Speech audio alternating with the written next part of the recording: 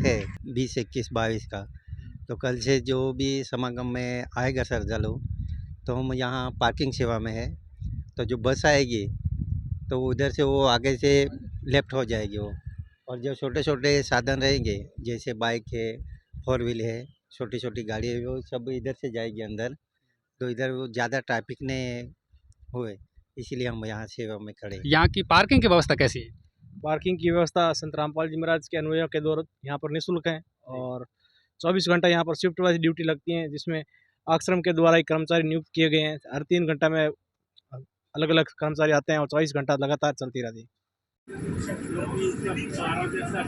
देखते हुए यहाँ पर पाइप लगा दिया गया और पाइप से नीचे फव्वारा लटका दिया गया है ताकि यहाँ पर सूक्ष्म बारिश होती रहे। पर 20, 21 और 22 तारीख को कबीर साहिब जी का प्रकट दिवस मनाया जा रहा है। इस पर आने वाले श्रद्धालुओं के लिए यहाँ पर जलदान की व्यवस्थाएं की गई है। की बत्तियां लगी हुई है।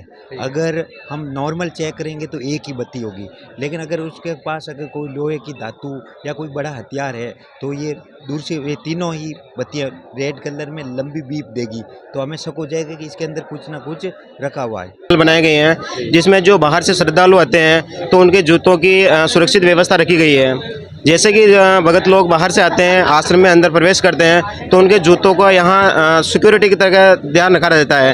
वो आते ही उनके जूतों को इस बैग में डाला जाता है और उनको टोकन के रूप में ये पर्ची दी जाती है, ये दिए जाते हैं। तो इसको उनके जूते इसमें रख देते हैं और भगत लोग अंदर आश्रम में प्रवेश कर जाते हैं। वापस आते समय वो वापस टोकन हमें दे दिए जाते हैं, उनके जूते उनको लौटाया दिया जाता है, इससे उनके जूते सुरक्षित रहते हैं। यहाँ पे ऊपर को जड़ और नीचे को शाखा वाला ये संसार रूपी पीपल का अविनाशी वृक्ष समझो, इसके पत्ते आदि सभी ऐसा बता रहे हैं कि 9 मन सूत उलझिया ऋषि रहे जगमार, सतगुरु ऐसा सुलझा दे उलझे ना दूजी बार। मतलब इस संसार का ज्ञान इस तरीके से मैं सुलझा दूंगा।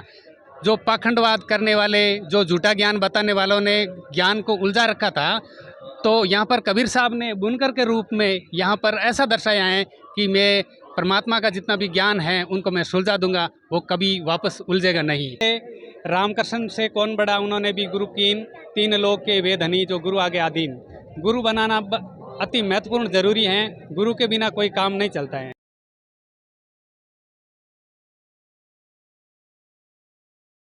प्रकट हुए थे और जो है और एक प्रकट होता है। प्रकट साक्षात भगवान यहाँ पे प्रकट होते हैं।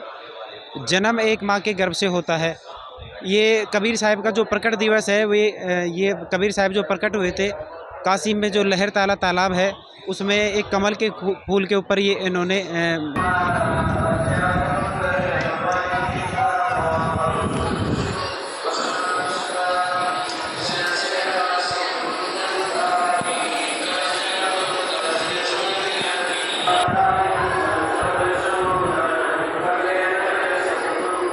भी संत रामपाल जी महाराज जी के सभी शिष्यों के लिए भी माता पिता सम्मानीय हैं, हम उनका आदर करते हैं। पर हम उनसे आशीर्वाद इसलिए नहीं लेते हैं क्योंकि परमात्मा बताते हैं, हमारे गुरु जी बताते हैं कि इससे भक्ति कमाई का नाश होता है।